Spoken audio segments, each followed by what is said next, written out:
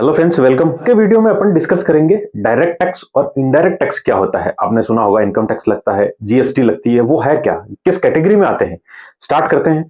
Imposition of tax. Tax impose direct tax किस पे होता है और इनडायरेक्ट टैक्स किस पे होता है। डायरेक्ट टैक्स सीधे टैक्स पेयर की इनकम पे टैक्स लगता है, इसीलिए इसको इनकम टैक्स की कैटेगरी में रखा गया है। और इनडायरेक्ट टैक्स गुड्स और सर्विसेज पे टैक्स लगता है, कौन पे करता है। डायरेक्ट टैक्स इंडिविजुअल या बिजनेसमैन पे करते हैं अपनी इनकम पे, और इनडायरेक्ट टैक्स एंड कंज्यूमर यानी जो प्रोडक्ट काम में लेंगे, यूज करते हैं प्रोडक्ट, वो जो जीएसटी देते हैं वो आप इनडायरेक्ट टैक्स देते हो, वो एंड कंज्यूमर पे लगता है। Rate of tax. Rate of tax income के लेवल पे डिपेंड करता है। डायरेक्ट टैक्स और इनडायरेक्ट टैक्स सबके लिए सेम होता है, चाहे कितनी भी इनकम हो उनकी, ज्यादा हो कम हो, इनडायरेक्ट टैक्स सेम रहेगा। लेकिन डायरेक्ट टैक्स उसकी इनकम पे डिपेंड करता है।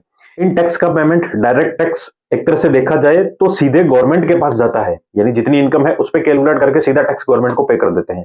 लेकिन इनडायरेक्ट टैक्स किसी इंटरमीडिएट के थ्रू गवर्नमेंट के पास जाता है। इंटरमीडिएट के थ्रू मतलब आप एंड कंज्यूमर हो, आप किसी चीज को यूज करते हो, आप पे जो जीएसटी लगता है आपने किसको दिया, आपने जीएसटी शॉपकीपर को दिया, शॉपकीपर गवर्नमेंट के अकाउंट में डालेगा।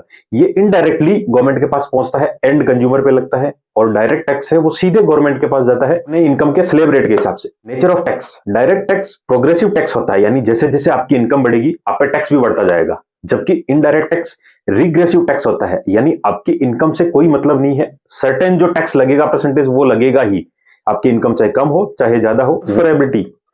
ये टैक्स नॉन ट्रांसफरेबल होता है। डायरेक्ट टैक्स किसी पे ट्रांसफर नहीं कर सकते, खुद की इनकम है खुद को पे करना पड़ेगा। जबकि इनडायरेक्ट टैक्स ट्रांसफरेबल होता है, ये आप टैक्स ट्रांसफर कर सकते हैं। आप मान लीजिए शॉपकीपर है, आप पे जीएसटी लगती है, आप जीएसटी कंज्यूमर पे डाल सकते हैं, कंज्यूमर जीएसटी पे करेगा, यानी ट्रांसफरेबल टैक्स है। Example of tax. Direct tax, income tax और सिक्योरिटी ट्रांजैक्शन, ये दो एग्जांपल है डायरेक्ट टैक्स के।